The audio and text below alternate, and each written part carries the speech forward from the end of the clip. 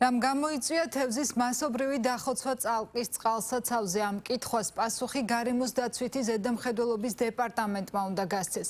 თუმცა მანამდე არავინ იღებს პასუხისმგებლობას დაბინძურებული ტერიტორიის გასუფთავებაზე, რაც ადგილობრივებისთვის შესაძლოა ეკოლოგიურ საფრთხეს წარმოადგენდეს.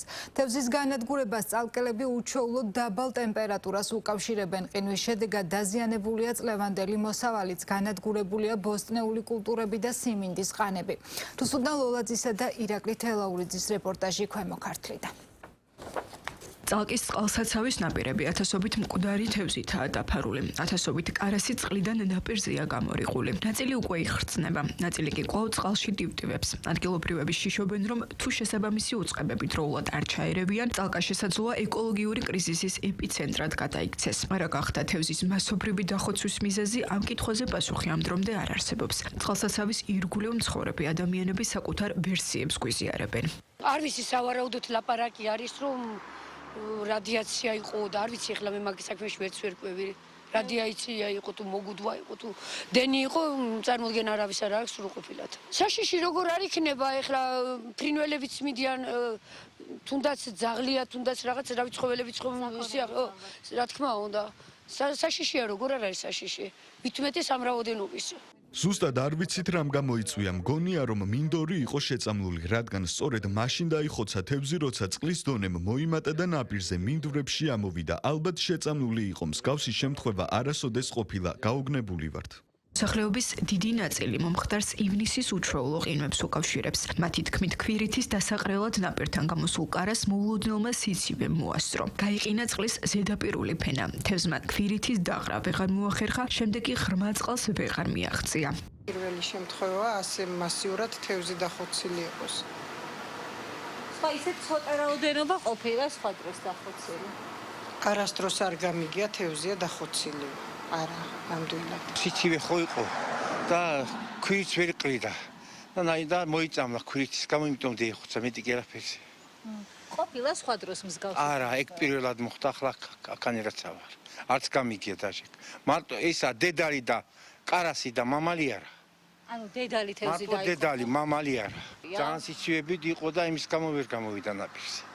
წალკის წყალსაცავი საქართველოს ერთ-ერთი ყველაზე დიდი წყალსაცავია. მისი გაყინვა ადგილობრივებისთვის უცხო არ არის, თუმცა ის როგორც წესი ზამთარში თებერვლის ყინვებთან ასოცირდება. ივნისში კი მსგავსი სურათი ადგილობრივებს არ ახსოვთ. მოსახლეობა ამბობს, რომ უჩვეულო სიცივე მხოლოდ თევზები არ იმსხვერპლა. დაზიანებულია მოსავალიც. განადგურებულია ლობიოს ხორბლისა და სიმინდის ნათესების მნიშვნელოვანი ნაწილი. ადამიანები, რომლებიც წლევანდელ მოსავალზე იყვნენ დამოკიდებული, ახლა ზარალს ითვლიან. 24 წელი აქ ცხოვრობდა, ესეთი სუდი ამინდი არ ყოფილა, რაც ახლა იყო. 2 ივნისს რო გაიყინება, წარმოიდგინე. ხალხს მოუყინა ლობიო, კარტოფილი ამოსული, მთლიანად გაყინა. იმანაც ქვირითზე რო ამოვიდა ბალახში, ნაპირზე, დიდი წყალი როა.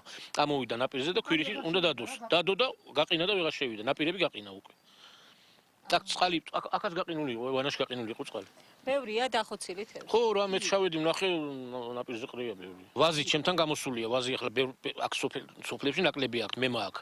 გამოსული იყო უკვე და ჩამოყარა. კაკალი გამოსული იყო და აი ორი კაკალი დგას, სუძი ყრია, ძე ჩამოვიდა. დაბლაცარი კაკლები ძე ჩამოვიდა. მოყინა. ქვირითის დასადებად რომ გამევიდა გარეთ, ყინვა დახლა. და ვეღარ შევიდა უკან და всё. ძალიან მარტო იგია, კარასი ქტარი, დანარჩენი არცეთი არ აქტარი. ჩემ მეზობლებს ლობიო და მეც ლობიო გამიფუჭა. იმას რა ქვია, ჭარხას არაფერი იმას ყინვა. ცოტა ნაზია, უფრო ნაზია. ხო, ნაზია. სიმინდი ცოტა ნაზია. სიმინდის გაფუჭა, მაგრამ ესე ცოტა. მაგრამ ლობიო ვაფშე მოსპო. წალკის წყალსაცავზე უკვე სინჯები აიღეს სპეციალისტებმა. გარემოს დაცვითი ზედამხედველობის დეპარტამენტში აცხადებენ, რომ საკითხის შესწავლა ფაქტზე შეტყობინების შესვლის შემდეგ დაიწყო. უკვე აღებულია წყლის სინჯები წყალსაცავში დაბინძურების დასადგენად. ასევე სურსათის უვნებლობის მიერ აღებულია თევზის სინჯები. ერთის მხრივ აღებული იყო წყლის სინჯები წყალში დაბინძურების ხარისხის დასადგენად, მეორეს მხრივ აღებული იყო თევზის სინჯი სურსათის ეროვნული სააგენტოს მიერ და მიმდინარეობს თევზის დაღუპვის მიზეზის დადგენა. ასევე მიმდინარეობს სალიკვიდაციო სამუშაოები და ამ მიზნით მიემართა მუნიციპალიტეტს, რომლის უფლებამოსილება არის, რომ მოხდეს ტერიტორიის დასუფთავება, რომ შემდგომში აღარ მოხდეს რაიმე დაავადების გავრცელება.